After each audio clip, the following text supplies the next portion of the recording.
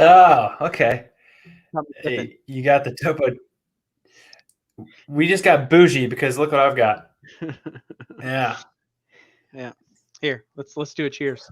Let's do a bougie water cheers. Okay, ready? There you go. 3, 2, Okay, 1. ready? Clink. Clink. Oh wait, clink. There we go. Yeah. I think that's a callback. If you guys haven't joined us in a while, that's a callback to gosh, what was that? Like a couple weeks ago, where we did the whole jokes about Topo Chico and. Well, I think last being week a was hipster. the Topo Chico joke, and week before that, or the last couple weeks, we've been laughing about LaCroix. So if you That's want what it in, was if you want LaCroix. in on the inside joke, you need to go back and watch previous episodes of our live that happens every Thursday at 2 p.m. Eastern, where it's me Let me ask. and that Zack guy. That's me. I prefer Pellegrino. I like Topo Chico. There's nothing wrong with it. I just hear that there's it's not as clean. It's not as good. Something in the water. Yeah, so Pellegrino is good, but Topo Chico it's just different. Like I think it's not trying to be not trying to be Pellegrino. Also, I'm fairly new to these. I don't particularly care for any of them. The Pellegrino is fine because it's just like water, but I don't really particularly care for any of them. I'm just trying. I'm not doing very great, do it good, but I'm trying to drink less soft drinks. Well, that'll do. This will do it. Like that. That's what got me out of it. Yeah. So whatever. Um, All that aside, bougie water aside, what are we talking about today? Well, Jason, did you know? Did I know that I could text the Winject community at 843-396-2104? Is that what you were going to say? Oh, man. Good segue, brother. That's a good segue. Yeah. And I'm speaking of segues, I always like watching those videos of people getting on those segues and having no idea what they're doing and they fall off of them. I love those. Speaking of segues, we live in a neighborhood where you're not supposed to like solicit. There's like signs everywhere. It's like no handbills, no soliciting, blah blah blah. I know where you're going with this. There's these guys that get out. This is something else, I think. But like there's these guys that they pull up on Segways and they go through the whole neighborhood door to door soliciting on Segways. And I'm like, yes. What are you doing? Oh no, it's the one that did the charity. Do you remember we were that's another one. Yeah. And you were like, this person driving to the right house in a Segway. I was like, does he got purple bags? And you were like, yes. And I was like, oh, that's the How did you know? How did you know? Mine was blown at that moment. So anyway, let's get back to what we were talking about. Did you know, Jason, that there are currently, and this is probably even higher than this at this point, 4.1 billion with a B, not million, billion with a B email accounts worldwide. Did you know that? I did know that because we had a meeting where we talked about show notes. And so I remember discussing that during the meeting. Putting a little peek behind the curtains. I don't know if our listeners know that. So maybe that's news to our listeners. But what if I was to say, but Zach, I thought email was dead. Lies. What would you say? I would say it's a complete lie. And if anybody tells you that email is dead, you know what? Unfollow them, unfriend them. Cut them out of your life. You don't need that negativity in your life. Cancel them. Because here's the facts. 92% of people using the internet are sending and receiving email on a regular basis. 92%. I guarantee you, the people who tuned in today to watch this, that got up in the morning, one of the first things that people do on their phones is that what do? They pick up their cell phone, and then they check social media. They check their email. Mm-hmm. Did you know that 73% of statistics are made up? Yeah, well, I just made that stat up. Yeah. No, but Zach, to your point, yes, email is not dead. And email's not dead. And it's something that we all use daily. But I think that it gets that rap because it's been around for so long, and so people tend to look past it as a staple, and they always are looking towards that new shiny. Well, that's what I was about to say. I think that people aren't. There's certain staples in marketing that are like you just said, the staples, and email is one of those staples. But the thing is as marketers, as marketing companies, we've killed the inbox, right? We've made people become less aware of it because 78% of emails are marked as spam. That's 94 billion spam messages sent per day. 94 billion, right? Now, I just told you there's 4.1 billion emails. 94 billion emails are sent, the spam emails per day. Yeah. But half of those are coming into my inbox. But I think that most people are going to go, well, I just don't see email marketing as being something that's effective in my company. And we hear this all the time, don't we, Jason? We talk to people all the time. Actually, this morning we had a meeting, and we were talking about email marketing to them, going in tandem with everything. It was one of those things where it's like, if you want to be effective with the people who are coming to you and choosing you to be there to purchase their products, to use your services, whatever it is, listen to your podcast, it doesn't matter. You want to get their email because now you can get into their inbox. What they've given you is gold, because now you can be in front of them whenever. It's very similar to being able to talk to them on social media whenever you want to, because they liked and followed you, right? It's the same thing, because here's the thing. Email has the highest ROI of any form of digital marketing. Any form. 91% of US adults claim that they like to receive promotional emails from companies that they do business with on a regular basis. How many? So 91% of US adults claim that. I would say that, like, I think I'm an anomaly, and I think you would say the same, Jason, but I sign up to all kinds of different things, different email platforms, and sign up for all kinds of stuff because I want to see what they're doing and analyze what they're doing. And I think that most people are selective on what they use and what they don't use. But the thing is like most people will click on those emails. Now, the ones that I really care about, I do click on them. I check them. I check my email multiple times a day, and I will sit there and I'll look through it. And I would venture to say that most people would do the exact same. It's funny. You're talking about like dealing with spam, dealing with getting into the inbox and marking email and promotional stuff as spam. Several years ago, Gmail transitioned to that segmented inbox thing, where it's got like promotional, it's got primary and whatever it is. I can't remember the third one, but I tried to use that for a while. I couldn't get used to it because I wanted to see emails from all these companies, and stuff was getting missing. And so I actually turned that off and went back to regular Gmail years ago. But it's primary, social, and promo. Primary, because everything was getting dumped into social and promo. And I like seeing that, because there are some companies that I do want their materials. Like, I want to hear from different companies I've done business with, and I like to have control of my inbox, because email is not dead and it's very viable, and I like to get my emails. And actually, I'm weird because I don't unsubscribe from a lot of stuff, even if it is junk, because I don't like going through the process of it. But do you use that service? I think it's called Inscribe Me, where you give them access to your inbox, and it'll go through all of the stuff that maybe you don't open on a regular basis, and or they'll say, here's all the ones you're subscribed to, and it just lumps all of them together, and you can unsubscribe that way. It's pretty sweet, and it's free. I do not. So if you want to clean up your inbox and actually keep the things you want in there, that's a good service. And guys, remember, we're just now. Oh, wait a minute. Paul just put it on here. It says email is surprisingly amazing. I don't think there's any surprise there. I think, and maybe that's just because we live in this world, but I love emails.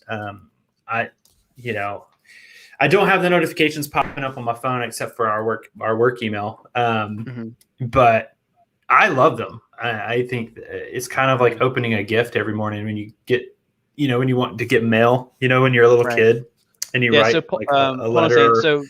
So Paul, what do you do? Why is it amazing for you? Why is Yeah. it like, I guess, what industry are you in? And how do you use Actually, it? also post why do you think it's so amazing? Yeah. So, okay. So we've talked about email. We've essentially made the argument that no one can contest with from now on, that email is not dead and that it is a very viable solution because it's You going heard it back here, and forth. folks.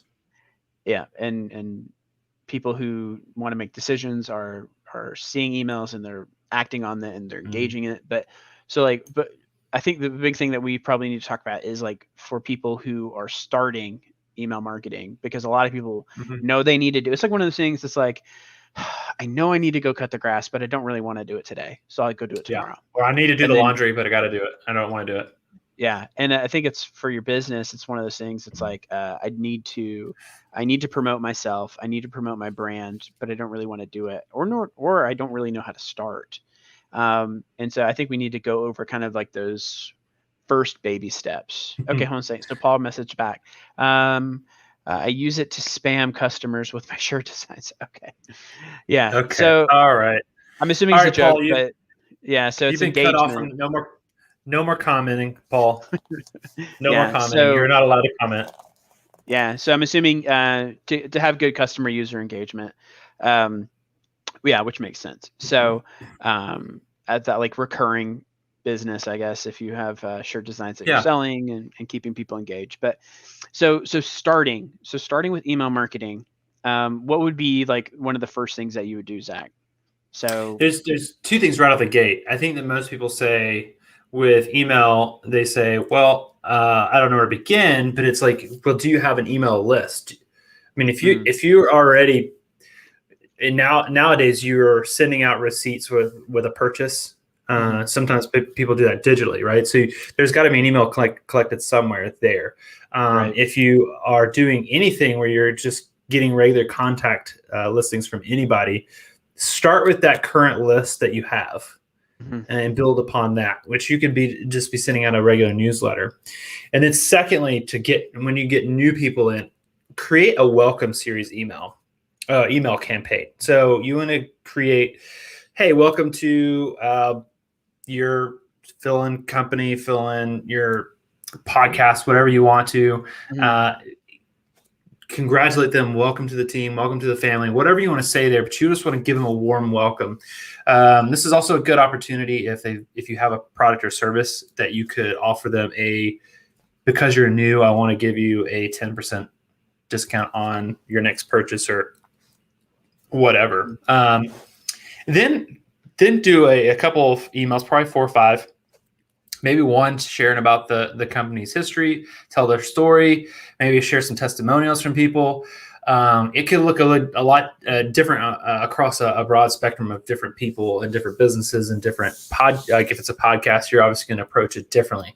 But the bottom line is there's so many templates out there. There's so many things you can use out there to put together an excellent welcome series email campaign.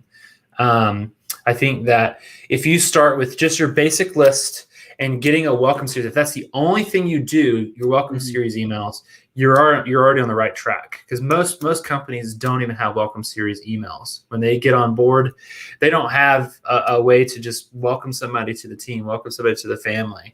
A simple thing like that. How many emails and how long would that last? On It average? varies. So on average, I would say at least at a minimum, spread it out for 30 days. If you want to go on a shorter end, maybe 2 weeks. So if you go a 2-week thing, I'd create maybe 4 or 5. We have one client that we have that is span of 30 days, and it's I think it's 8 emails right now, and we're going to add a couple more, which will extend it out past 30 days. But then, like, once you get to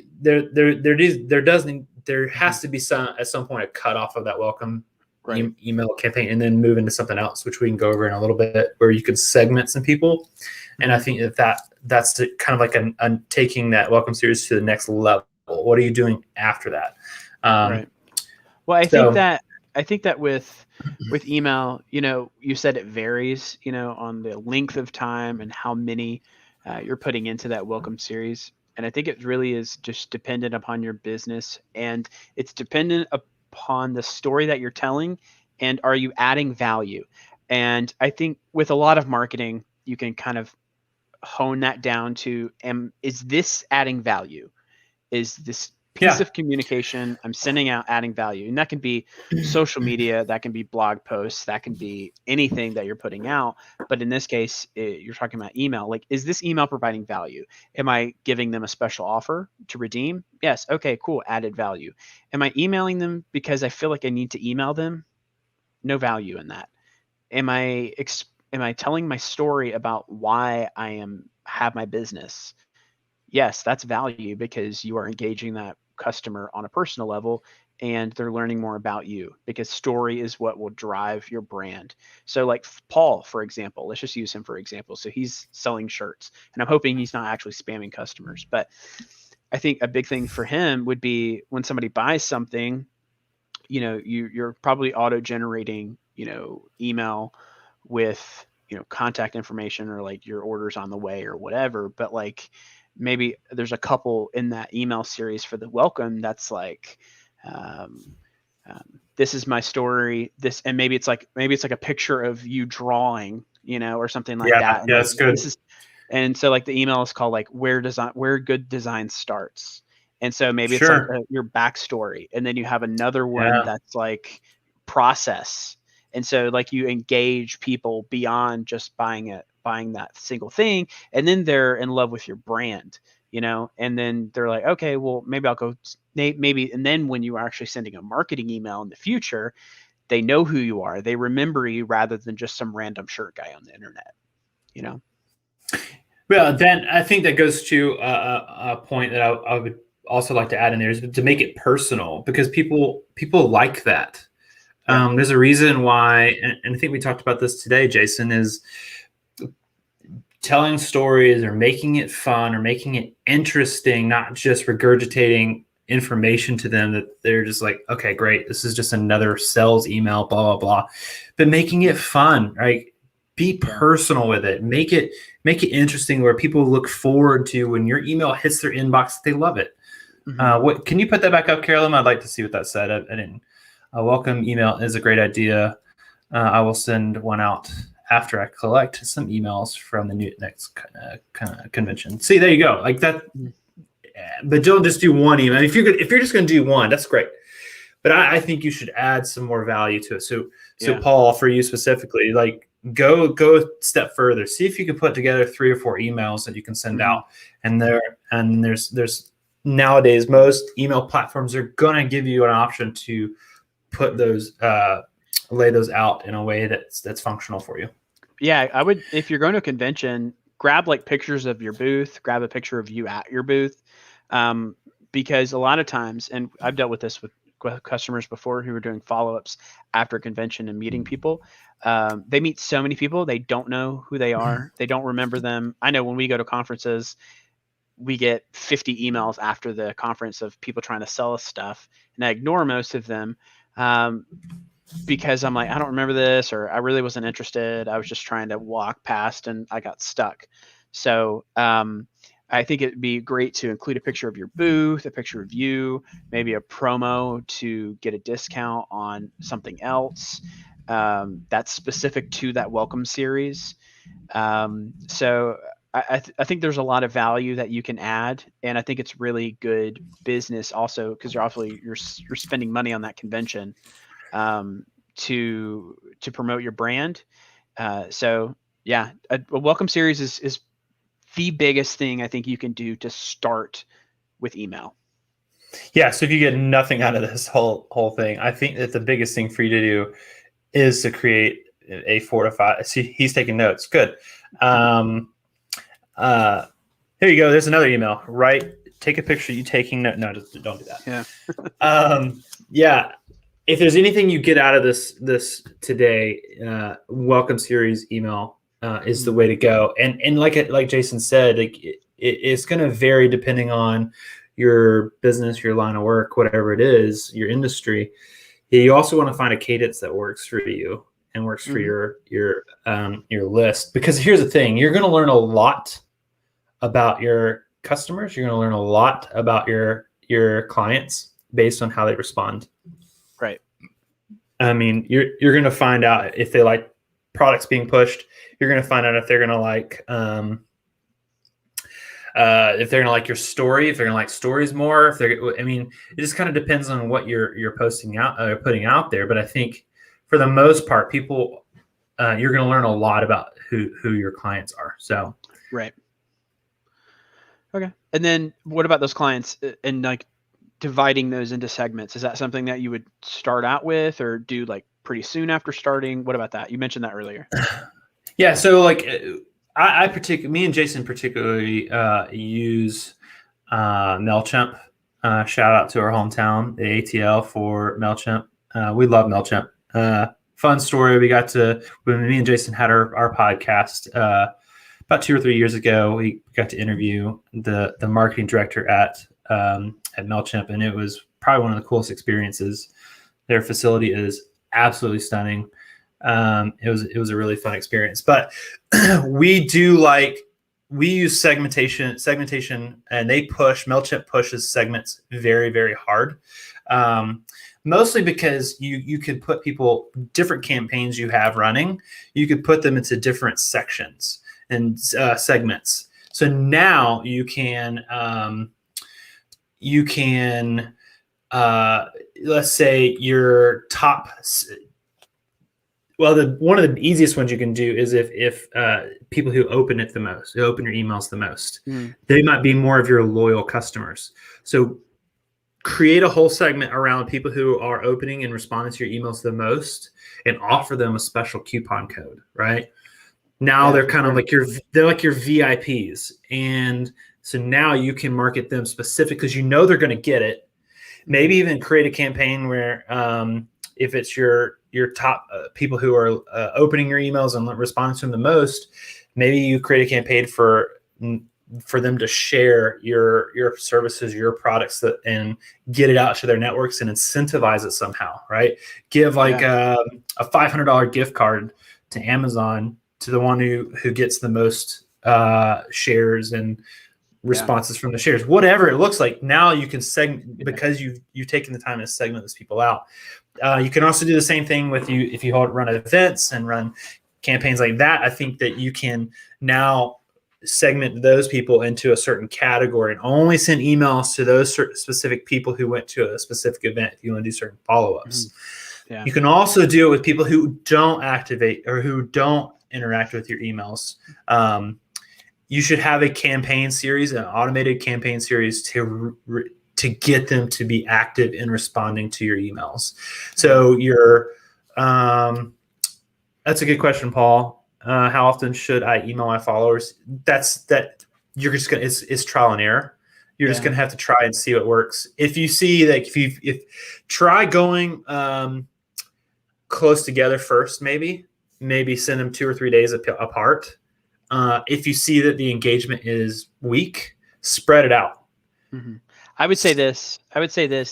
So we mentioned this before, and we literally just had this conversation with a client today about how often it should happen. And it's truly all about the cadence that works for you. So I know that's a frustrating response. Like, it's like, oh, well, tell me how many. So if it was me, and, assuming that you are not really engaging with customers currently, like you're not doing a lot of email marketing, assuming that you're not doing much to begin with, I would do like maybe 2 a month, do 1 every other week and start there.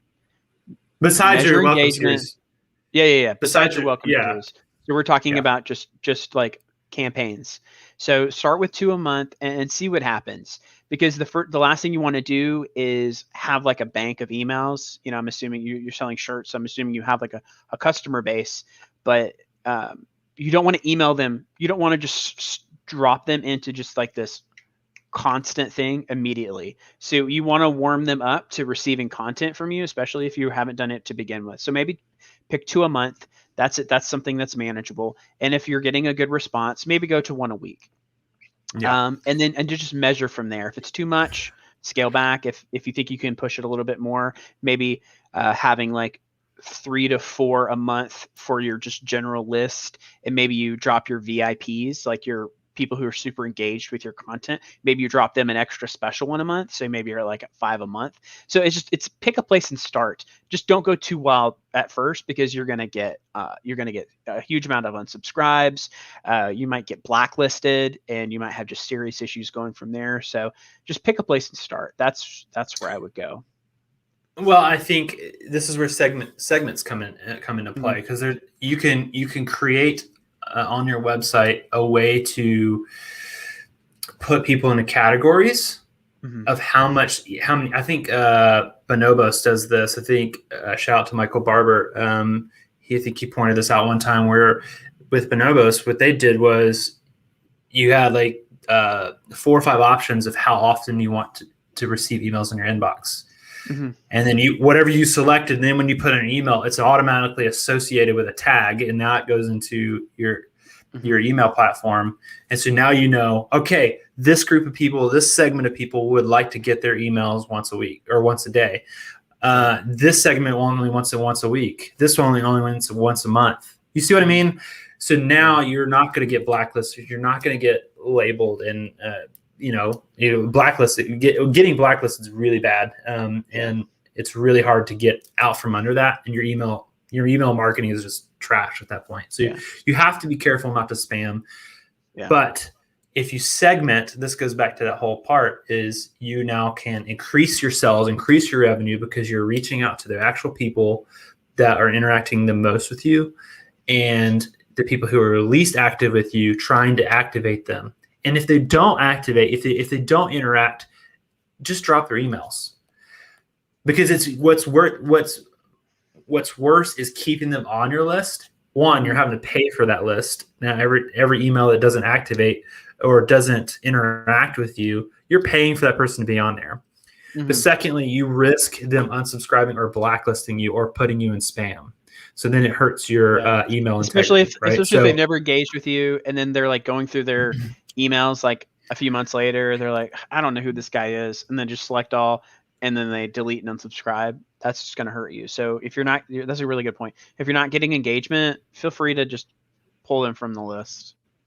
But I think the big thing about segmentation, is understanding your audience, growing the list into different insulated sections that you can email specifically, and then hopefully the goal with segmentation is to really turn those people who engage the most into like your own mini sales team, especially like with referrals and stuff like that, like really getting them to engage with you, and then getting them to then sell for you. Like, hey, refer 3 friends and, get X amount off at the store. So, but that's just where we start. And, I don't want to get too far into the weeds, because I know we can make several shows out of just this. So one of the big things I want to talk about is the piece that not a lot of people really understand when it comes to email is CAN spam compliance. So CAN spam, I don't even know what it stands for. It's like controlling non-solicited blah blah blah blah blah. Anyway, but it is the kind I thought it was actually a can of spam. I thought it was like the actual can of spam. You're right. I'm wrong. Yeah, I think that's actually what it is. So that's a whole different thing. That has nothing to do with email marketing. So just go ahead and skip over this. Yeah, it's CAN-SPAM, and it is the law that governs email, and I think it's overseen by like FTC or whatever. But it essentially sits out there to say, it's very broad, but it's like, don't be deceptive in like how you're emailing your customers. Don't put fake information in there. Don't be misleading. And then the big thing is give people a way to opt out. A big thing that messes a lot of people up is when they're emailing on their own, they'll like delete out, depending on like the platform you have. Sometimes you have the option to delete out the unsubscribe. Don't ever do that. You have to give people a way to opt out of the content that you're serving to them. Even if they've opted in and they are absolutely a customer, you have to give them a way to opt out. And then also the big piece of it is you have to have a physical address in there. So the email has to like come from somewhere, even if it's just like a mailbox somewhere, or at your house or what, or business, like a place that Well, you it can't. do It can't be just a co-working space. it can't be. Can't, It can't be just a mailbox out there. You can't just be no. Like I'm thinking like a mail. just blindly like go like I'm gonna put it this way. No, I'm thinking like a You mailboxes, can't do that. etc. Like a mailboxes, etc. I think you can use those as like your business, your business address. But yeah, it's all of that to say, do some research into can spam. We're not going to go into detail now, but do some research into it because it governs emails that are communicated with here in the U.S. The Canada has very, very strict laws, like to the point where like you can receive massive fines for misleading emails. Their governing program is called CASL, the CASL laws. So be aware. Don't let it like make you scared, but you just need to be aware that there is a governing body that oversees email. This just kind of goes to show, though, that if they're creating laws around email, it's not dead, but it could be if it's not done right. If we're killing inboxes and we're making people angry to the point where they're creating laws and protection against some of this stuff, then one, it tells me it's not dead, and secondly, we're destroying people's inboxes and we're just wasting a gold mine for businesses to be able to really, really do some really great business and see their profits scale if it's done correctly. And I think that using some of the stuff we're talking about right now would help with that. And you just got to be mindful. Don't be just mindlessly sending emails just to send emails, right? Like Jason pointed out at the beginning of this, it has to add value. If you're not providing value, people won't come back, and that's what gets marked as spam. If you're being too salesy and too pushy, people will not come back. They're not going to respond to that. They respond to testimonials and stories and offers and sales and discounts, all that sort of stuff. Information about your business, all that sort of stuff is what people want. They like that. That's why social media is that thrives so much, is because it is based on that. Yeah. Story is the big word for us this year. And the way that we are trying to lead clients is story first, because story is what sells. But we actually just got a message from one of our team members who's listening. Shout out to Bree. Hey, Bree. Hey, Bree. She wants us to make sure that we talk about what should go into my email, like the amount of content that goes into that. Can you speak to that? Yeah, I think sometimes less is more. I would say that it's always better to have less in an email. Yeah, always. But I mean, at the same time, don't be so minimalist. Like you just put one paragraph. But what you don't want is like just an endless scrolling email, right? Like people maybe have one or two main points you want to make, and maybe a third like small thing, like sign up to receive more of these emails or something like that. But only have one or two main points that you want to make in an email. The more CTAs you have throughout, you've now lost what the point is of the email. Yeah, if you have four or five CTAs in an email that you want them to do, break those up into separate emails. Yeah. Make a whole point on those different, and make an email on all of those points. Don't try to cram all into one, because like Jason just said, you've just kind of wasted exactly what your point is of the email. Well, like think about this. If there's so many CTAs. Let's think about it in terms of Paul here and his t-shirt business, shirt designs. So what's going to be more valuable, and this is just obvious, you're going to agree with what I'm going to say, right? Because I'm trying to lead everybody down this path. But what's better, to have an email with 30 shirts and a link to buy each of these shirts, or it's a link to a sale and you have a featured image with all of the shirts on there, and then one single button to click and buy? Because I think that if you just have that one single call to action, it's like, oh, hey, these are pretty cool shirts. This is a cool collection of shirts. I want to see them all and I want to buy one. Yeah. Or I want to see them all and see if I want to purchase one. So I definitely would go with the single call to action. I think with apparel, it's probably a little bit different. Maybe you want to feature a couple different clothing lines, but it's really best practice if you want the highest amount of engagement with that audience is to just give them one thing to do, right? So like if you have a task list, if you have a to-do list, what's easier to have like 5 things you got to keep in your head, or go, oh, what's the one thing that I got to do right now? What's the one thing? What's the main thing? Yeah.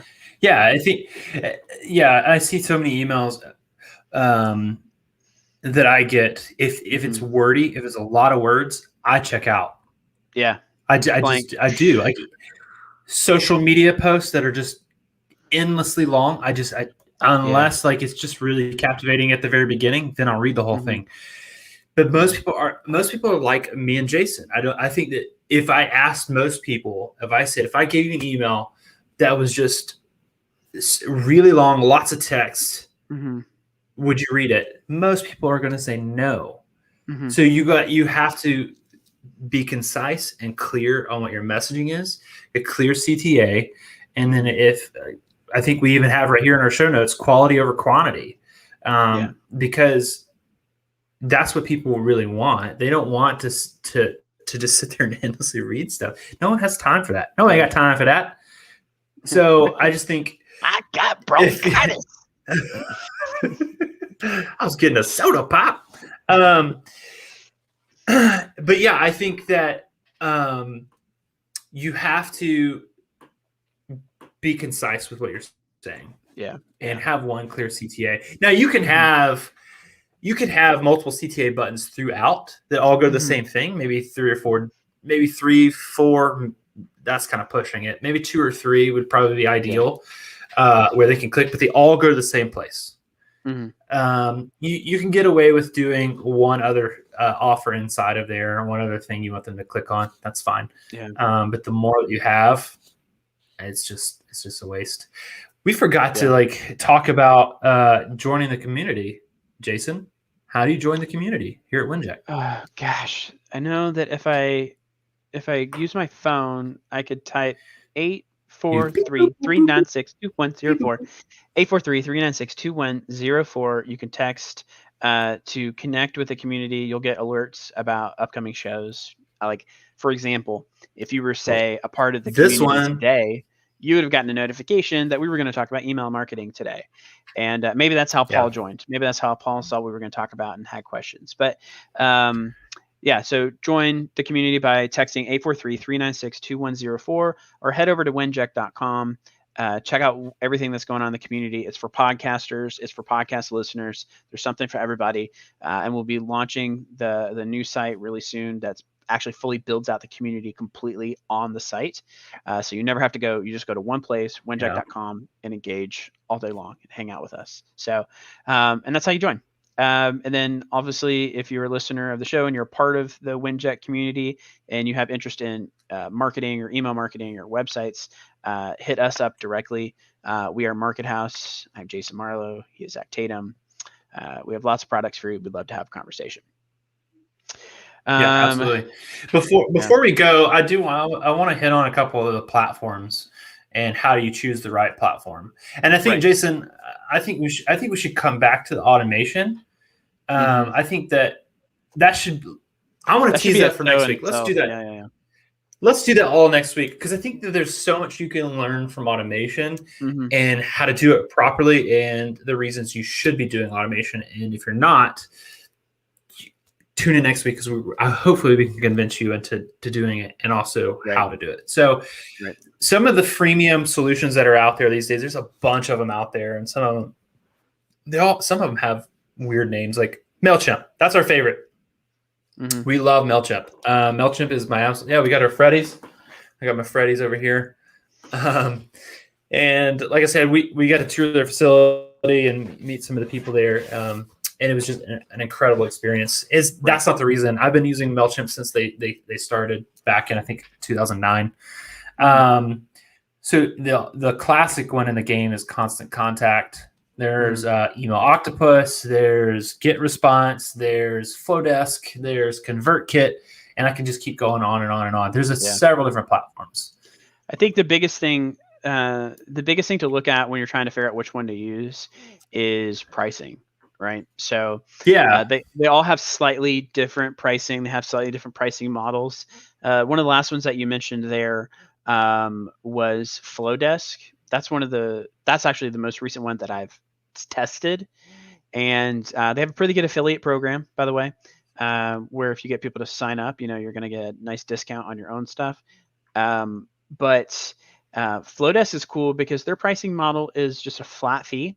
It's one single flat fee. It's either pay monthly or annually, and you don't pay for the amount of subscribers, the amount of people on your list. In most places, that is how the pricing is based. The pricing is based on the amount that you're sending or the amount of people that you're sending to. So just be aware of the pricing and how it's different, because they're all fairly similar. Flowdesk, it's very straightforward. Not a sponsor, by the way. It's very straightforward, and they do have like a pretty nice free trial.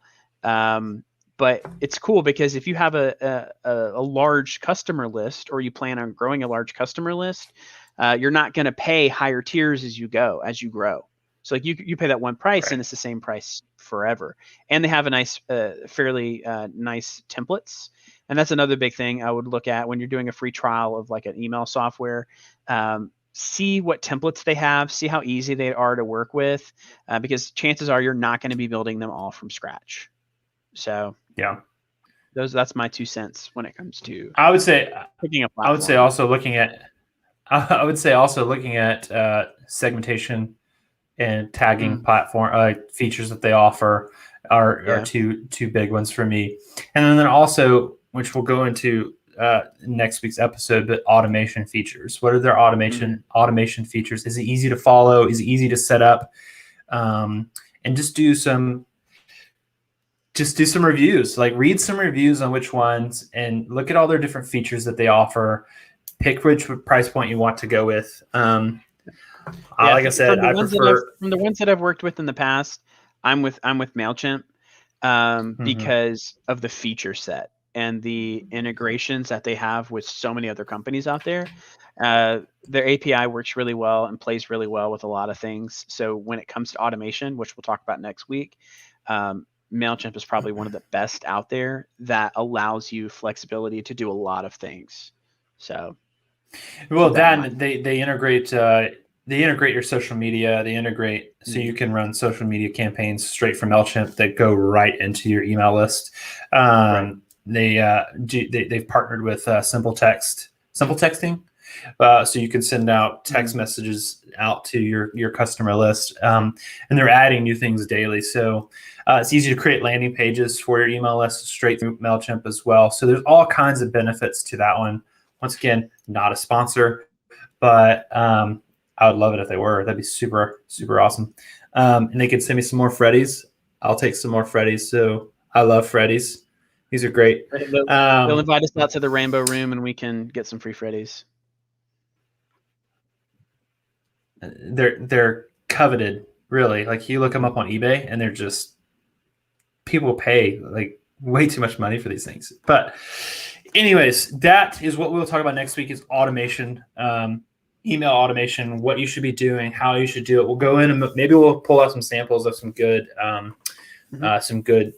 welcome series emails that you can implement. Maybe we can even help put together some templates or something like that. I don't know. We'll think it through. That would be really you want to cool. tune in next week for that because I think it's going to be really, really big. Yeah, we should do like a live Q&A. Like we should do more of this. Like I really enjoyed Paul, you joining and asking questions. I feel like that really helped shape the discussion today. So if you're part of the community, definitely join in, and you essentially would get 45 minutes of free advice from us as a marketing team. So we'd love to kind of help somebody plan strategy for next week. That'd be really cool. So I think until then, let's have a cheers. You know what? I'm almost done with mine. Look at you. You didn't even barely tapped into yours. So I'm sipping, man. Here at the bottom. I'm sipping. Clink. You know what? I chug these things. Ready? All right, let's do one more time. Ready? Here we go. And we are. You're gonna leave me hanging there. All right. Tune in next week, guys. We'll see you. Bye, guys. This broadcast is brought to you by 𝗓𝗡𝗩 Studios. We are an all-in-one educational platform for podcasters that revolutionizes how hosts leverage content to increase engagement with listeners, downloads, and income. We come together to focus on community, collaboration, and collective impact. For more information on how you can interact directly with our hosts, access exclusive live content with offers you can't get anywhere else from our official partners, join our purpose-driven community by visiting www.winject.com. If you're ready to build a career doing what you love, then we're ready to see you there.